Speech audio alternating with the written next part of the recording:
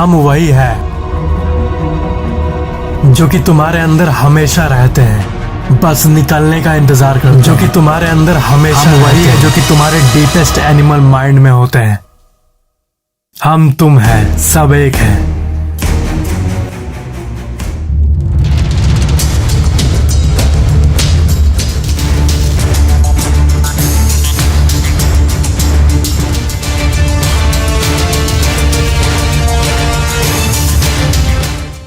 Sleep. What is नींद? What is sleep? हम लोग सबको पता है कि स्लीप क्या होता है, रात का सोना। बट क्या आपको पता है कि अगर हम लोग बहुत दिन तक नहीं सोए तो क्या होगा? एक एस्टिमेशन के हिसाब से इंसान बिना सोए सिर्फ 5 से 7 दिन तक हेल्दी रह सकता है, अगर वो बहुत स्ट्रांग हो तो। बट आज आप एक ऐसे हॉरिफिक एक्सपेरिमेंट के बारे में जानने वाले हो जो कि सुन के आपको ये फील हो जाएगा कि क्या होते हैं दानव और इस दुनिया में क्या क्या संभव है। ये स्टोरी आप सुन सकते हो अगर आपको इस पर यकीन हो तो। So let's start from the beginning. इंसानों के ऊपर ऐसी कई एक्सपेरिमेंट्स होती रहती है जिसके बारे में आपको कभी कोई खबर भी नहीं होती। पहले के समय में जितने भी सोल्जर्स हुआ करते थे, वॉर के टाइम अलर्ट रहने के लिए केमिकल्स का यूज करना पड़ता था पहले। और ये लोगों की थ्योरी है, किसी को नहीं पता ये सच है कि नहीं। तो सबका अपना अपना केमिकल था। तो वैसे ही बहुत दिन बाद जाके रशिया अपना एक ऐसा स्टिमुलेंट केमिकल बनाना चाहा जिसको यूज करके कोई भी इंसान 30 दिन तक जगा रह सके लगातार वर्ड पे ध्यान देना। 30 डेज नॉन स्टॉप। बट जब भी कोई केमिकल बनता है तो उसको जनता पे एक्सपेरिमेंट किया जाता है इम्प्लीमेंट करने के पहले। तो अब ये जो टेस्ट सब्जेक्ट्स हैं जिन लोगों पे एक्सपेरिमेंट किया जाना है उनको फाइंड करना कोई मुश्किल बात नहीं है, क्योंकि जो लोग जेल में हैं, प्रिजन में हैं, वो लोग इजीली अवेलेबल है ऐसे खतरनाक कामों के लिए। तो रशियन सोल्जर्स ने इस एक्सपेरिमेंट के लिए जेल से 5 लोगों को चुना और उन 5 को कहा गया कि अगर तुम इस केमिकल के एक्सपेरिमेंट में भाग लो और 30 दिन तक हेल्दी जगह रहो, एकदम नॉर्मल निकलो बाहर, तब तुम्हें हम इमीडिएट फ्रीडम दे देंगे। मतलब जेल से उनको बाहर छोड़ दिया जाएगा नॉर्मल दुनिया में। बट ऑफ कोर्स ये एक झूठ था, ये बस उन पे टेस्ट करने के लिए ही कहा गया था। तो फिर एक लैब सेट किया गया, उस पे उन 5 लोगों को डाल दिया गया और एक्सपेरिमेंट को स्टार्ट कर दिया गया। फर्स्ट डे बीता, वो लोग बेहद खुश थे ये सोच के कि हम लोग को क्या करना है, बस इस गैस के इफेक्ट के चलते 30 दिन तक जगह रहना है। ये गैस तो हमें हेल्प करेगा ही, ये केमिकल।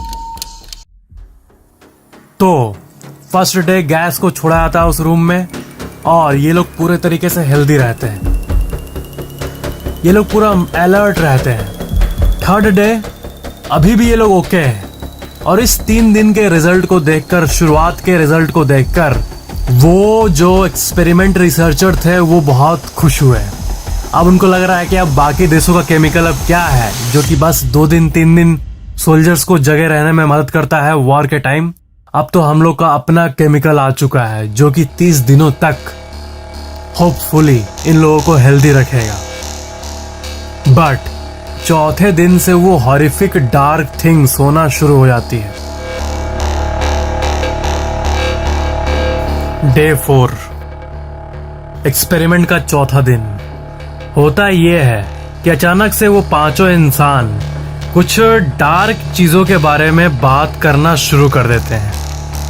लाइफ के वॉर के हॉरिफिक मोमेंट्स, लाइफ के ट्रॉमास, ये सब चीज उन लोगों के माइंड के सरफेस में आने लगती है।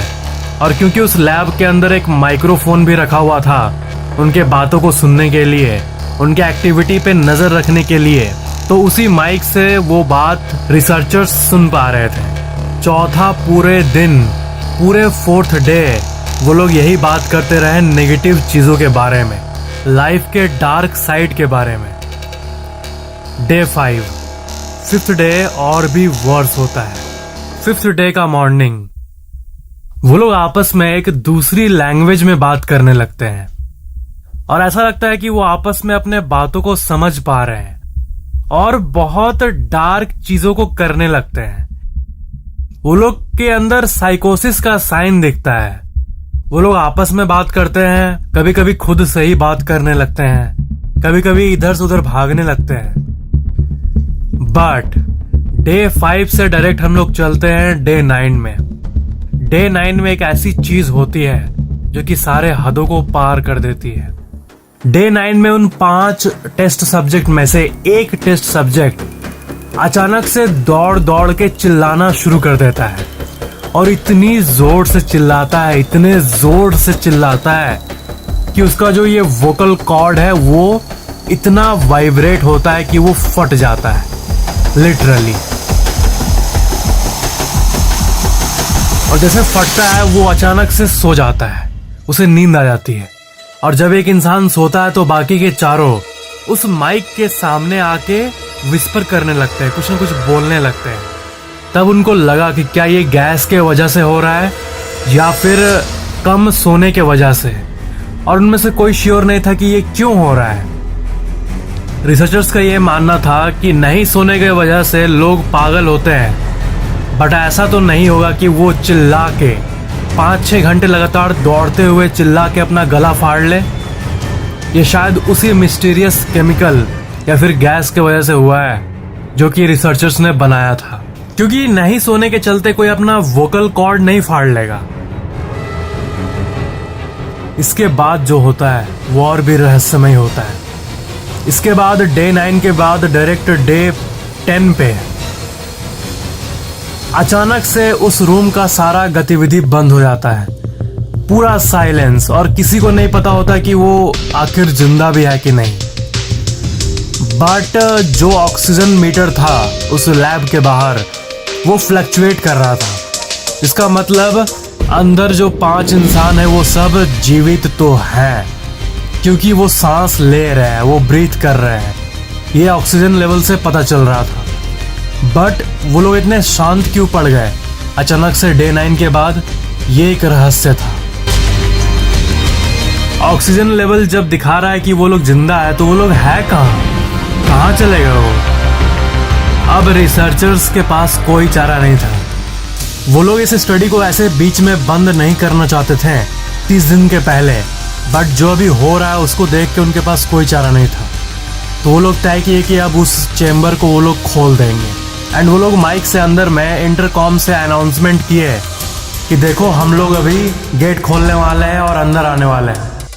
तुम लोग में से हर कोई जैसे हम लोग घुसेंगे तुम लोग सब झुक के बैठ जाना अपने घुटने के बल। अगर कोई खड़ा होते हुए दिखा या फिर दौड़ते हुए दिखा तो हम तुम्हें गोली मार देंगे। और अगर तुम हम लोग के साथ कॉम्प्लाई करोगे, हमारी बात मानोगे, तो तुम में से किसी एक जन को इमीडिएट फ्रीडम मिल जाएगा। हम लोग जेल से तुमको बाहर छोड़ देंगे। तभी उस गहरी साइलेंस के बीच से जैसे ये इंटरकॉम अनाउंसमेंट हुआ तभी अंदर से एक आवाज आती है, हम लोग फ्री नहीं होना चाहते। तो इसका मतलब क्या है? क्या वो लोग पागल हो गए थे या फिर उस गैस से एडिक्टेड हो गए थे? क्या सही था? तो इसी चीज को टेस्ट करने के लिए वो लोग उस चेम्बर को खोलने के पहले एक काम किए। वो लोग सारे गैस को बाहर निकाल के गैस लेवल्स को कम करके फ्रेश एयर अंदर जाने दिए नॉर्मली। जैसे वो गैस बाहर आया अचानक से सब अंदर से चिल्लाने लगे। वो लोग चिल्ला के उस गैस को मांग रहे थे। जैसे गैस कम हुआ वो लोग नॉन स्टॉप चिल्लाने लगे। उन लोगों को खोलने का हिम्मत नहीं हो रहा था चेम्बर को। तो वो लोग डे 15 को 15वें दिन आखिर में उस चेम्बर को खोले। और पता है उन लोगों ने क्या देखा? उन लोगों ने देखा कि पूरा एक बॉडी गला हुआ गिरा हुआ है, पड़ा हुआ है। एक इंसान मर चुका है, किडनी बाहर फेंका हुआ है, लंग्स बाहर फेंका हुआ है। बट बाकी के 4 अभी भी जिंदा थे। एक डेड बट बाकी अलाइव। उसके बाद जब वो लोग बाकी 4 के ऊपर नजर डाले तो फिर और भी सीन हॉरिफिक हो गया था, क्योंकि उन लोगों ने ये देखा कि बाकी के 4 लोग अपने ही बॉडी को खाने लगे थे। खाना एक्चुअल में चेंबर के अंदर नॉर्मली हमेशा रखा रहता था, और फर्स्ट डे जब इन लोगों को भेजा गया था तभी 30 दिन का खाना यहाँ पे था। बट वो लोग अपने बॉडी को खा रहे थे, अपने हाथ को खा रहे थे, अपने पेट को खा रहे थे, अपने पैरों को खा रहे थे, और अपने बॉडी के कई पार्ट्स को खोखला कर दिए थे। आर्ट पेपर की तरह बाकी के जितने ऑर्गन्स थे वो पड़े हुए थे उस 5वें इंसान का, और बाकी वही ऑर्गन को खा रहे थे, कुछ अपने ऑर्गन को ही निकाल रहे थे। और सबसे हॉरिफिक बात यह है कि वो लोग ये सब बिल्कुल एक हॉरिफिक फेस बना के कर रहे थे। वो लोग के फेस पे एक डेविल वाली स्माइल थी। ऐसा लग रहा है कि वो पूरे एंथुसियाज्म से ये काम कर रहे हैं। रिसर्चर्स उनके पास सामने नहीं जाना चाहते थे, इसलिए बैकअप बुलाया गया सोल्जर्स को। और जैसे वो सोल्जर्स आए, सोल्जर्स जो सोचे थे वैसा कुछ नहीं हुआ। वो लोग जैसे अंदर गए, एक इंसान तुरंत एक सोल्जर पे आके उसका गला ही चीर दिया, दूसरा उसके थाइस को काट दिया, और उस दिन 5 सोल्जर्स की डेथ हो गई। फिर फाइनली वो लोग अचानक से फ्लोर पे गिर के लेट गए, शांत हो गए। तभी रिसर्चर्स उनके अंदर उनके ब्लड में मॉर्फिन को इंजेक्ट कर दिए, उनको और शांत रखने के लिए। बट फिर भी उन पे कोई असर नहीं हो रहा था। वो लोग का बस एक ही चाह था कि हमें ये गैस दे दो, हमें इस गैस को वापस चाहिए। शायद वो लोग एडिक्टेड हो गए थे।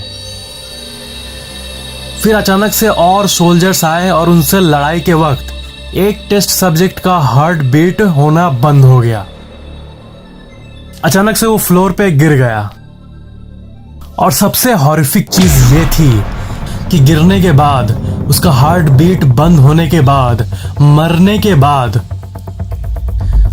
के बाद भी उसके मुंह से एक ही आवाज निकल रही थी, I need gas. This is too horrific.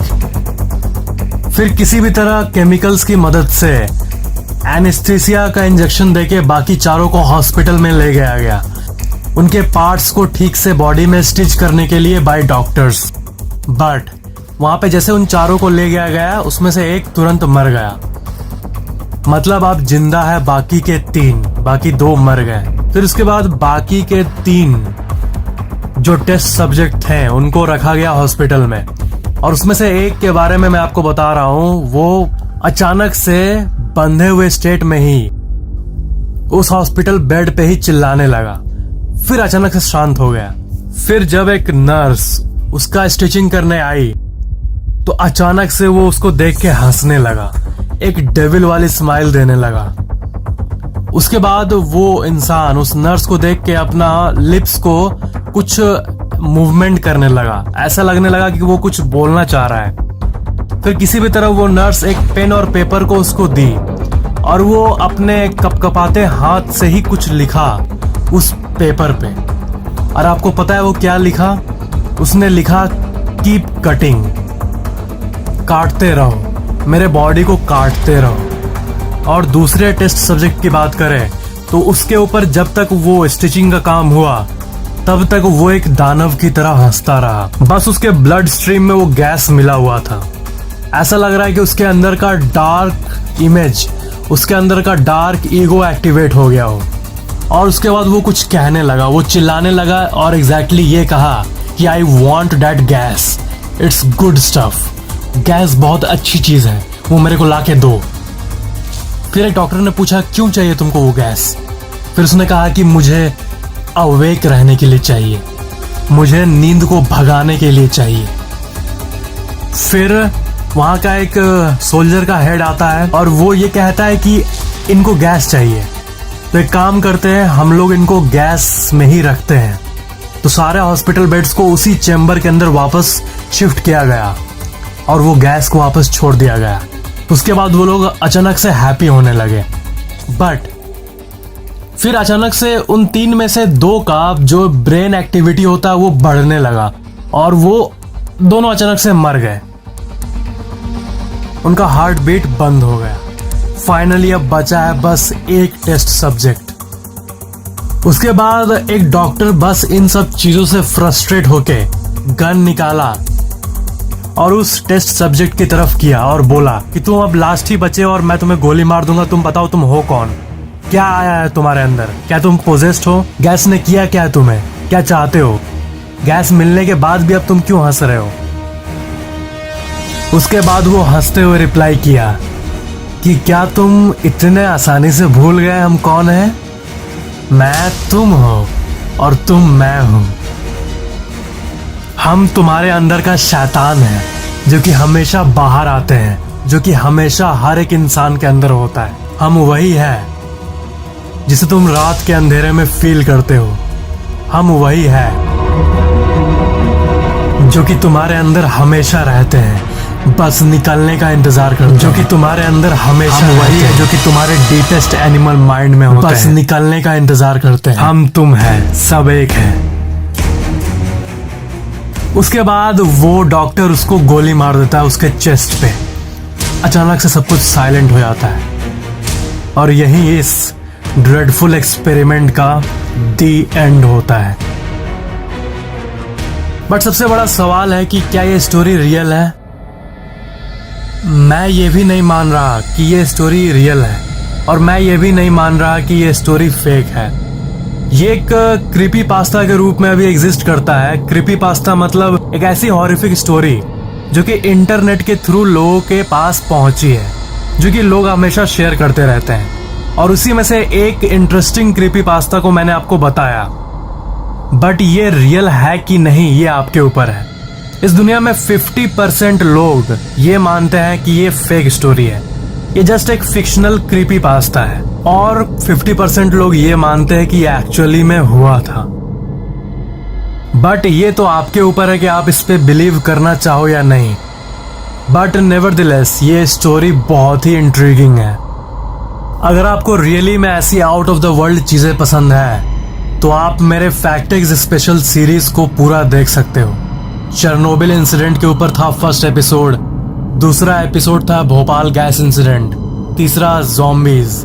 And I hope आप इसे देखोगे क्योंकि Factics special is all about the most different and novel topics.